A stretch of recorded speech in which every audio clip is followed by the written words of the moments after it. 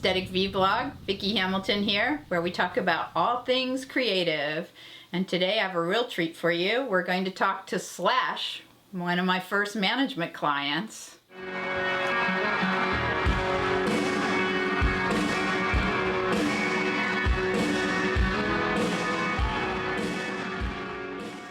Tell me, Slash, what made you want to be a musician?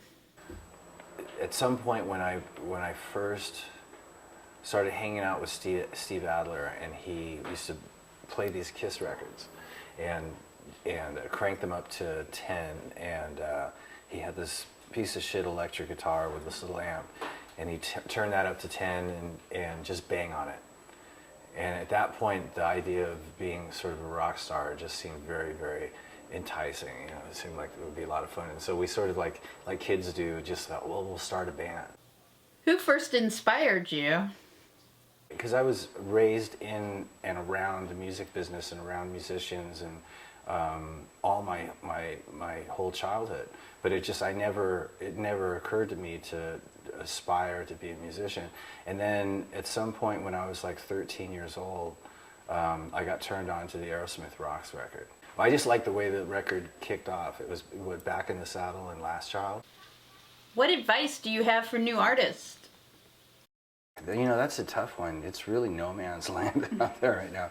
I think, you know, I mean, the most important thing is you have to be completely committed. You have to be prepared for destitution.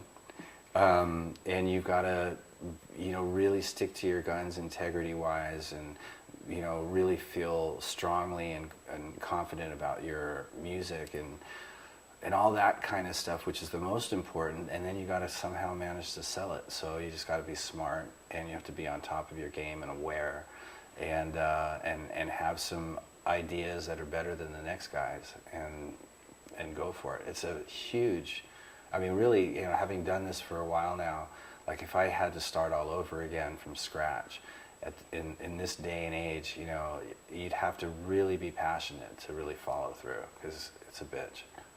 Tell me your process, and how do you handle your career? The way that I handle my career, no, I micromanage my career now. I've trusted people. I'm a pretty trusting person, and I would consider a pretty good judge of character. But because as the deeper into this business you get, and especially the bigger you get, the more unsavory people get involved. You can't keep everybody that close, you know. So you have your immediate people, and you hopefully that you can trust them, but you have to pay attention.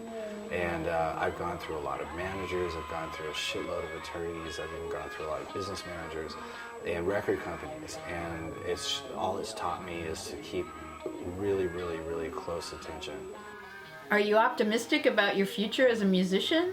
Yeah, well, I mean, I love what I do, and I think I probably love it more than when I first started, and I seem to, you know, with all the bullshit that I've gone through, I seem to appreciate it more and more on a regular basis. We got a whole hell of a lot of time, like we're running the fucking curfew laws all over the fucking state, so this is our last tune, alright? You guys have been fucking killer, alright? You've been